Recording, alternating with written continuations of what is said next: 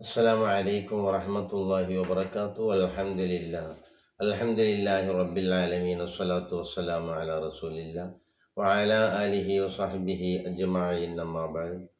ഏറ്റവും സ്നേഹനിധികളായ എൻ്റെ പ്രേക്ഷകരെ, സഹോദര സഹോദരിമാരെ, വാത്സല്യനിധികളായ എൻ്റെ വിദ്യാർത്ഥിനികളെ, ഇന്നത്തെ നമ്മുടെ ചർച്ചാ വിഷയം ഏറ്റവും മഹത്തായ ശ്രേഷ്ഠമായ രണ്ട് കാര്യങ്ങളെ സംബന്ധിച്ചാണ്. നമ്മുടെ ദൈനംദിന ജീവിതത്തിൽ അങ്ങനെ പകർത്തുകയാണെങ്കിൽ തീർച്ചയായും എല്ലാ പ്രശ്നങ്ങൾക്കും അത് പരിഹാരമാകും എന്നുള്ളതാണ്. ഒരു മനുഷ്യന്റെ ജീവിതം നോക്കുകയാണെങ്കിൽ സുഖവും ദുഃഖവും സന്തോഷവും ആനന്ദവും എല്ലാം സമ്മിശ്രമായിട്ടാണ് ഒരു മനുഷ്യന്റെ ജീവിതം മുന്നോട്ട് പോയിക്കൊണ്ടിരിക്കുന്നത്. വരാനിരിക്കുന്നതിലാണ് ഭയമുണ്ടാകുന്നത്, കഴിഞ്ഞു പോയതിൽ ദുഃഖമുണ്ടാകും. എന്നാൽ ഇതിനെല്ലാം നമ്മളുടെ ഒരു ശാന്തി, സമാധാനം, സംതൃപ്തി, സന്തോഷം, ജീവിതത്തിൽ ആനന്ദം കിട്ടാൻ വേണ്ടിയുള്ള ഒരു മഹത്തായ ഒരു ദിക്ർ ഞാൻ നിങ്ങൾക്ക് പറഞ്ഞു തരട്ടെ. രാവിലെ 7 പ്രാവശ്യവും വൈകുന്നേരം 7 പ്രാവശ്യവും പറഞ്ഞാൽ തീർച്ചയായും അവൻ്റെ കാര്യങ്ങൾ നേടിയെടുക്കാൻ കഴിയുമെന്നുള്ളതാണ്. പക്ഷെ ഒരു കാര്യം, ഇത് മാത്രം ചൊല്ലി നമ്മളിങ്ങനെ ആസ്പദമാക്കിയിരുന്നാൽ അല്ലാഹു സുബ്ഹാനഹു വ തആല അവന് എന്തും തരാൻ കഴിവുള്ളവനാണ്. പക്ഷെ ഇത് മാത്രം ആസ്പദമാക്കി മറ്റുള്ള അമലുകളൊക്കെ ഉപേക്ഷിച്ചിരിക്കുക എന്നല്ല. ആ മനുഷ്യന് ആവശ്യമായ സകലത്തര ഫർള്, അതുപോലെ തന്നെ സുന്നത്തുകളായ കാര്യങ്ങളൊക്കെ ചെയ്യുന്നതോടുകൂടെ റബ്ബിന്റെ ദർബാറിലേക്ക് കയ്യുയർത്തുകയും ചോദിക്കുകയും ചെയ്താൽ തീർച്ചയായും ഇതിനെല്ലാം ഒരു ശമനം ഉണ്ടാകുമെന്നുള്ളതാണ്. ഞാൻ പറയട്ടെ, ഹസ്ബി അല്ലാഹു ലാ ഇലാഹ ഇല്ലാ ഹു അലൈഹി തവക്കൽതു വഹുവ റബ്ബുൽ അർശിൽ അളീം. എല്ലാവർക്കും അറിയാം.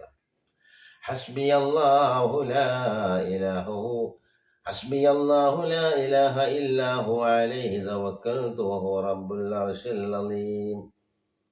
7 പ്രാവശ്യം രാവിലെ. ഹസ്ബി അല്ലാഹു ലാ ഇലാഹ ഇല്ലാ ഹു അലൈഹി തവക്കൽതു വഹുവ റബ്ബുൽ അർശിൽ അളീം. ഹസ്ബി അല്ലാഹ്, എനിക്ക് എൻ്റെ അല്ലാഹ് മതി, വേറെ ആരും വേണ്ട. ലാ ഇലാഹ ഇല്ലാ ഹുവ, അവനൊഴികെ ഒരു ഇലാഹില്ല, അവനൊഴികെ ഒരു ആരാധ്യ വസ്തുയില്ല.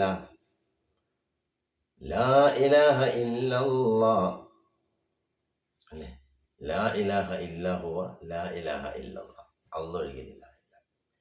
അലൈഹി, അവന്റെ മേൽ തവക്കൽതു, ഞാൻ ഭരമേൽപ്പിക്കുന്നു. വഹുവ, അവനാകുന്നത് റബ്ബുൽ അർശിൽ അളീം, അർശിന്റെ ഉടമസ്ഥനാണ്.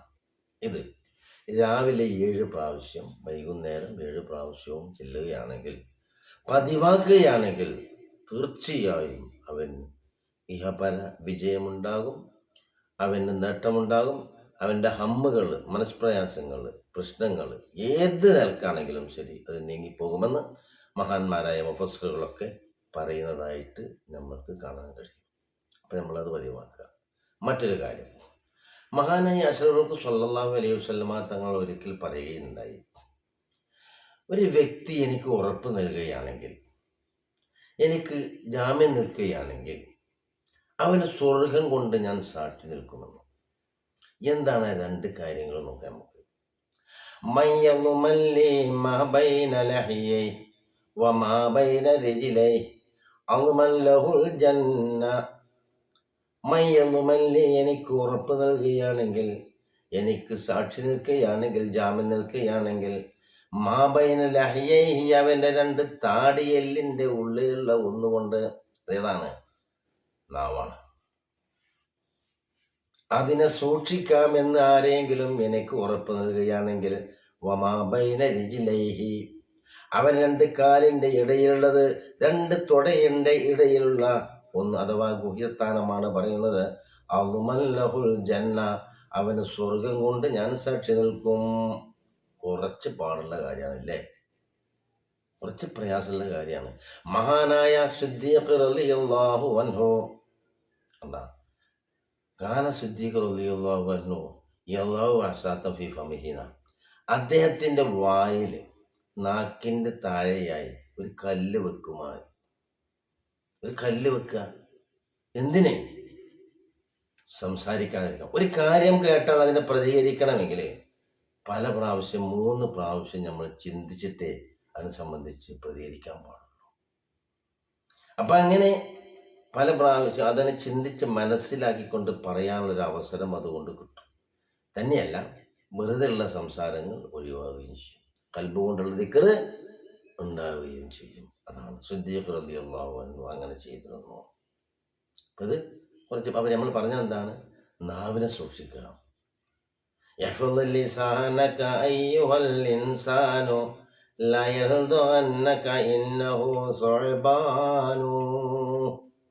മനുഷ്യ, നിന്റെ നാവിനെ സൂക്ഷിച്ചോ. അത് അത്യുഗ്രമായ വിഷമുള്ള ഒരു സർപ്പമാണ്. നീ അഴിച്ചു വിട്ടാൽ അതിനെ തിരിച്ച് അത് നിന്നെ കുത്തുന്നതാണ്.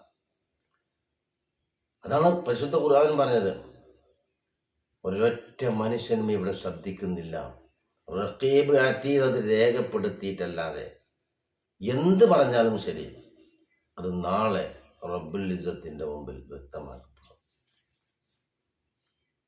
അപ്പോൾ ഇത്രയും ഗൗരവമേറിയ ഒന്നാണ് നാവ്. മനുഷ്യനെ അധികം കൂടുതൽ നരകത്തിലെത്തിക്കുന്നത് നാവാണ് എന്നുള്ളതാണ്. അതുകൊണ്ടുണ്ടാകുന്ന ഫസാദാണ് ഏറ്റവും വലിയ ഫസാദ്. ഇല്ലെങ്കിൽ വലിയ ഫസാദ് ഉണ്ടാവില്ല. നാവ് കൊണ്ടുണ്ടാകുന്ന പ്രശ്നം അത്ര മാത്രമാണ്. അതുകൊണ്ട് അതിനെ സൂക്ഷിക്കുക. അതുപോലെ തന്നെ പ്രകൃതി പ്രതിഭാസത്തിൽ മനുഷ്യൻ്റെ പ്രകൃതിയിൽ വെച്ച് തന്ന ഒഴിച്ചുകൂട്ടാൻ പറ്റാത്ത ഒന്നാണ് പ്രത്യോൽപാദന പ്രക്രിയകൾ. അതിലേക്ക് ആവശ്യമായ കാര്യം ഇതിനെയും സൂക്ഷിച്ച് കൈകാര്യം ചെയ്യാമെന്ന് എനിക്ക് ഒരാൾ ജാമ്യം നിൽക്കുകയാണെങ്കിൽ, സാക്ഷി നിൽക്കുകയാണെങ്കിൽ, ഉറപ്പ് പറയുകയാണെങ്കിൽ അവന് ഞാൻ സ്വർഗം കൊണ്ട് സാക്ഷി നിൽക്കുന്നു. ഈ 2 കാര്യങ്ങളാണ്. ഞാൻ കൂടുതലൊന്നും പറയുന്നില്ല. അല്ലാഹു സുബ്ഹാനഹു വ തആല അവൻ്റെ യഥാർത്ഥ മുത്തഖീങ്ങളിൽ നമ്മൾ ഉൾപ്പെടുത്തിരട്ടെ. സുഹൃത്തുക്കളെ, നിങ്ങൾ എല്ലാവരും ഇത് കേൾക്കണം. ഇത് ദൈനംദിന ജീവിതത്തിൽ നമ്മൾ പകർത്തണം. അതിന് വേണ്ടിയിട്ടാണ്. ചിലതൊക്കെ വ്യൂസ് കൂടിക്കാണാൻ, ചിലതൊന്നും കൂടിയിട്ടുണ്ടാവില്ല. അതെനിക്കൊരു പ്രശ്നമല്ല. നമുക്ക് കുറേ ആളുകൾ കേട്ടിട്ട് ഇതിൽ നിന്നൊരു വരുമാനം കിട്ടണമെന്ന് ആഗ്രഹിക്കുന്നവനും അല്ല ഞാൻ. അതുകൊണ്ട് നിങ്ങൾ എനിക്ക് വേണ്ടി പ്രാർത്ഥിക്കുക, ഞാൻ നിങ്ങൾക്ക് വേണ്ടി പ്രാർത്ഥിക്കുക. നമ്മൾ അസ്മാഉൽ ഹുസ്ന കൊണ്ട് പ്രാർത്ഥിക്കുക. അതുപോലെ തന്നെ ഇസ്മുൽ അഅ്ദം ഉൾപ്പെട്ട ദിക്റുകൾ, അല്ലാഹു ലാ ഇലാഹ ഇല്ലാ ഹുവൽ ഹയ്യുൽ ഖയ്യൂം, ഈ ദിക്റുകളൊക്കെ നമ്മൾ ഏത് സമയത്തും ചെല്ലുക. അപ്പം ഞാൻ പറഞ്ഞു കൊണ്ടുവന്നത് 2 കാര്യമാണ്. ഒന്ന്, ഹസ്ബി അല്ലാഹു ലാ ഇലാഹ ഇല്ലാ ഹുവ അലൈഹി തവക്കൽതു വഹുവ റബ്ബുൽ അർശിൽ അദീം, പരിശുദ്ധ ഖുർആനുമായി ബന്ധപ്പെട്ടതാണ്. ഇതിനെ 7 പ്രാവശ്യം രാവിലെ പറയുക, 7 പ്രാവശ്യം വൈകുന്നേരം പറയുക. എല്ലാ ഹമ്മുകളും, മനസ്പ്രയാസങ്ങൾ, ദുഃഖങ്ങൾ, പ്രശ്നങ്ങൾ മുഴുവനും നീങ്ങിപ്പോകും. അല്ലാഹു സുബ്ഹാനഹു വ തആല അവൻ്റെ കടുത്ത ബലാഗുകളെ കൊണ്ട് നമ്മൾ ആരെയും പരീക്ഷിക്കാതിരിക്കട്ടെ. റഹ്മാനായ റബ്ബെ, ഞങ്ങൾ ശാരീരികമായി, സാമ്പത്തികമായി, സാമൂഹ്യപരമായി എന്തെല്ലാം പ്രശ്നങ്ങളുണ്ടോ ആ പ്രശ്നത്തിനൊക്കെ നീ ഒരു പരിഹാരം കാണണേ റഹ്മാനെ. ഞങ്ങൾക്ക് റാഹത്ത് നൽകണേ റഹ്മാനെ, സന്തോഷം നൽകണേ റഹ്മാനെ. ജീവിക്കുന്ന കാലം അഭിമാനത്തോടുകൂടെ ജീവിക്കാനുള്ള അവസരം ഞങ്ങൾക്ക് സംജാതമാകണേ റഹ്മാനെ. ബിറഹ്മതിക യാ അർഹമർ റഹീമീൻ. അസ്സലാമു അലൈക്കും വറഹ്മത്തുള്ളാഹി വബറകാതുഹു.